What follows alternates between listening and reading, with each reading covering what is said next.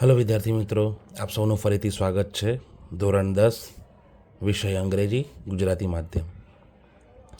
અહીંયા આપણે બે વાક્યો લખ્યા છે અને આપણે એને કનેક્ટ કઈ રીતે કરી શકીએ છીએ તે આપણે સમજવાનો પ્રયત્ન કરીએ છીએ. તમારી બોર્ડની પરીક્ષામાં આવું આવતું હોય છે કે બે અલગ અલગ વાક્યો આપ્યા હોય અને આપણે એને કનેક્ટ કરવાના હોય છે. બરાબર. કનેક્ટ કરવાના જે શબ્દો હોય છે એને આપણે અંગ્રેજી ગ્રામરની ભાષામાં કહીએ તો એને કહેવાય કન્જંક્શન.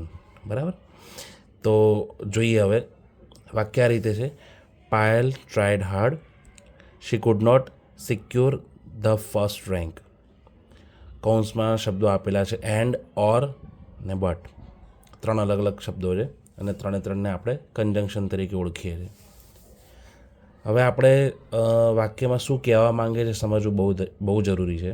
પહેલાં વાક્યમાં શું કહે છે કે પાયલે બહુ જ મહેનત કરી અથવા પાયલે બહુ જ પ્રયત્ન કર્યો. બીજું વાક્ય એવું કહેવા માંગે છે કે તે ફર્સ્ટ રેન્ક મેળવી શકી નહીં. બંને વાક્યમાં વિરોધાભાસ જોવા મળે છે. તો જ્યારે પણ વિરોધાભાસ જોવા મળતો હોય ત્યારે આપણે કન્જંક્શન બટ યુઝ કરવાનો હોય છે. હા, બરાબર. તો વાક્ય બનાવીશું તો આ રીતે બનશે: Payal tried hard but she could not secure the first rank. બટનો ઉપયોગ કરીને આ રીતે વાક્ય બનશે. પણ બટ જેવો જ બીજો બી એક કન્જંક્શન છે જેને ધો કહેવાય અથવા ઓલ્ધો કહેવાય. આ અને આ ત્રણેયનું કામ તો સરખું જ છે. શું છે કે બે વાક્યોમાં જ્યારે વિરોધાભાસની વાત થતી હોય ત્યારે આપણે ઉપયોગ કરીએ છીએ, પણ બંનેમાં ફરક શું છે આપણે સમજવાનો પ્રયત્ન કરીએ છીએ. બટ જે છે એ બે વાક્યની વચ્ચે આવે છે. મતલબ આ એક વાક્ય છે અને આ એક વાક્ય છે, એની વચ્ચે અહીંયા ક્યાંક બટ આવશે. ધો અને ઓલ્ધોમાં આખી અલગ મેથડ છે. ધો અને ઓલ્ધોમાં શું થતું હોય છે, ધો વાક્યની શરૂઆતમાં આવે છે ને ઓલ્ધો પણ વાક્યની શરૂઆતમાં આવે છે. ધો પાયલ ટ્રાયડ હાર્ડ, પછી કોમા, અને બીજું વાક્ય છે she could not secure the first rank. આ રીતે થાય છે. સિમિલરલી ઓલ્ધોમાં બી એ રીતે થતું હોય છે. Although Payal tried hard, she could not secure the first rank. બરાબર. તો આ વસ્તુનો તમારે ખાસ ધ્યાન રાખવાનું કે ધો ઓલ્ધો વાક્યની શરૂઆતમાં વપરાય છે, બટ બે વાક્યની વચ્ચે હોય છે. ત્રણેયનું ટ્રાન્સલેશન આપણે ગુજરાતી ભાષામાં કરીશું તો સરખું જ થાય છે. પછીનો શબ્દ એક છે એન્ડ. એન્ડ ક્યારે વપરાય? બરાબર. એન્ડ સમજીએ કે આ એક વાક્ય છે પાયલ ટ્રાયડ હાર્ડ. બરાબર. અને બીજું એક છે સમજીએ કે પીનલ ટ્રાયડ હાર્ડ. આ બંને વાક્યોને જોડવા હોય તો આપણે આ રીતે લખી શકીએ છીએ: Payal and Pinal tried hard.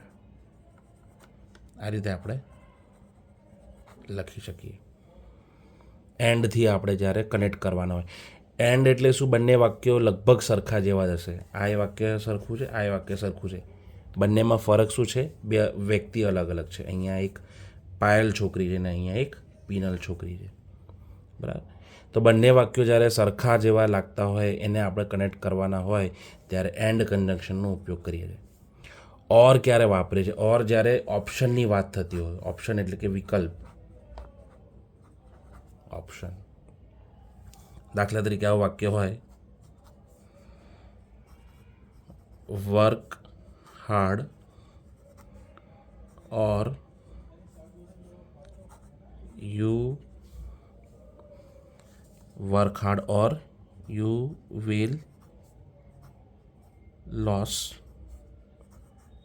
The game. બરાબર. એવું કહેવા માંગે છે કે વધારે મહેનત કરો, વર્ક હાર્ડ, મહેનત કરો, નહીં તો તમે આ ગેમ, આ રમતમાં હારી જશો. તો જ્યારે કોઈ નેગેટિવ રિઝલ્ટ આવવાની સંભાવના હોય છે ત્યારે આપણે ઓર યુઝ કરીએ છીએ. ઓરનો મતલબ શું થાય છે? નહીં તો. આવું કરો નહીં તો આવું થઈ જશે. ઓરનો બીજો મતલબ બી આપણે જોઈએ તો અધરવાઇઝ થતો હોય છે.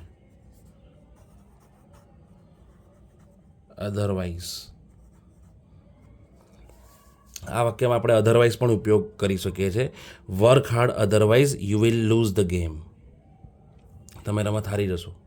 મહેનત કરો નહીં તો તમે રમત હારી જશો. તો આ રીતે આપણે બે વાક્યોને જોડી શકીએ છીએ. આપણે અત્યારે 3 કન્જંક્શનની વાત કરી હતી. હવે બીજા ઘણા બધા બી કન્જંક્શન છે, આપણે એનો ઉપયોગ કરી શકીએ છીએ.